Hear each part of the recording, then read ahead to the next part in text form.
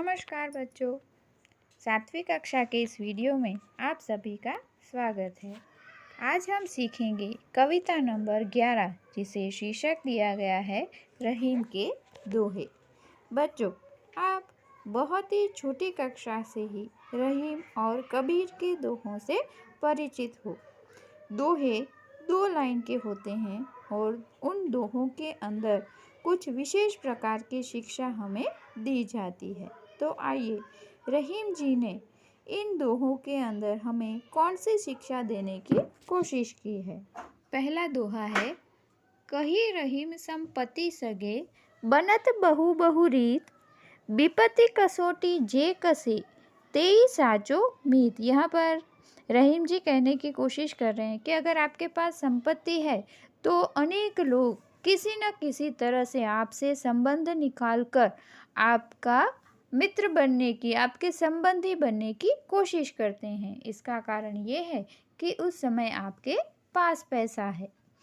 लेकिन रहीम जी कहते हैं, विपत कसोटी जे कसे, यानी कि कसौटी के समय जब आपके पास पैसा नहीं, धन संपत्ति नहीं, आप संकट में हैं, ऐसी कसौटी के समय, विपत्ति के समय अगर आपका कोई साथ देता है तो वही आपका सच्चा मित्र कहलाने के योग्य होगा। दूसरे दोहे में रहीम जी कहते हैं, झाल परे जल जाल जात बही, तजी मीनन को मोह, रहीमन मछरी नीर को, तौन छाड़ती छोह। यहाँ पर मीन और झाल की बात की है। मीन यानी कि मछली। जब हम समुद्र के अंदर देखते हैं कि जो मछुआरे हैं वो जाल फेंककर पानी की मछली को पकड़ने का प्रयत्न करते हैं, उस समय होता क्या है कि जब जाल फेंका जाता है पानी के अंदर, उस समय जाल में पानी और मछली दोनों होते हैं, लेकिन जाल में फंसते समय ही मछली जो है वो जाल से बाहर नहीं निकल पाती, लेकिन जो पानी है, जल है, वो मछली का साथ देकर जाली में से थोड़ी सी जगह में से मछली को अकेला छोड़कर चला जाता है। तो यहाँ पर रहीम जी कहने की कोशिश करते हैं कि जो जल है, पानी है, वो स्वार्थी है।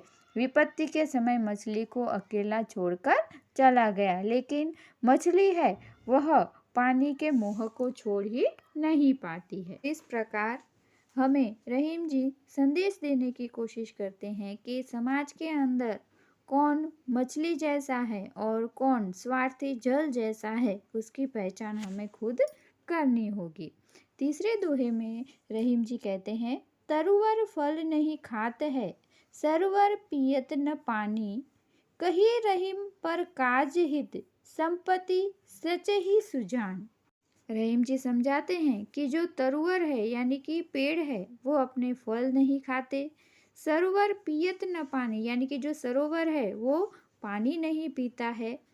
कही रहीम पर काज हित, संपत्ति सच ही सुजानी, यानी कि जो सज्जन लोग होते हैं जिनके पास संपत्ति है लेकिन बहुत ही सम्माननीय योग्य लोग हैं, वो क्या करते हैं कि अपनी संपत्ति को सिर्फ अपने लिए ही प्रयोग नहीं करते, वह अपनी संपत्ति को पर काज के लिए यानी कि दूसरों के हित के लिए भी प्रयोग करते हैं।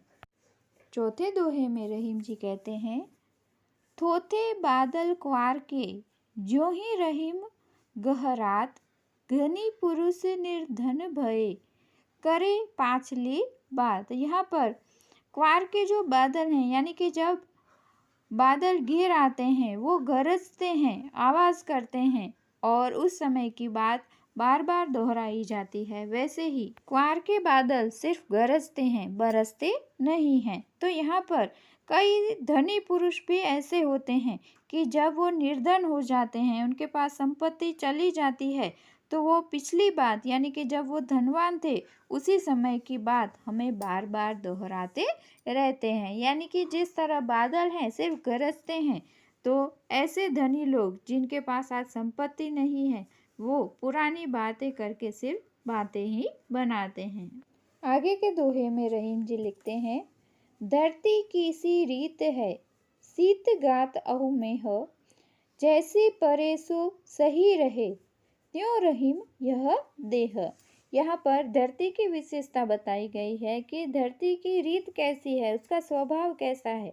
तो रहीम जी लिखते हैं कि शीत घात मेह पड़े। शीत यानी कि ठंडी, घात यानी गर्मी और मेह यानी कि बरसात हो।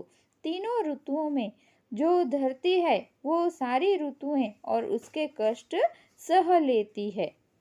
जैसी परे सो सही रहे। उसके ऊपर जितना भी अत्याचार किया जाए या फिर ये कहा जाए कि जितनी भी भीषण गर्मी हो, एकदम कड़ाके की ठंडी हो और तेज मूसलाधार बरसात हो, धरती कुछ भी बोलती नहीं है। तो रहीम जी यहाँ पर कहने की कोशिश करते हैं कि हमारा देह है वो भी ऐसा ही होना चाहिए कि कोई भी कष्ट आए, हमारा देह उस कष्ट को सहने की ताकत रखने वाला होना चाहिए।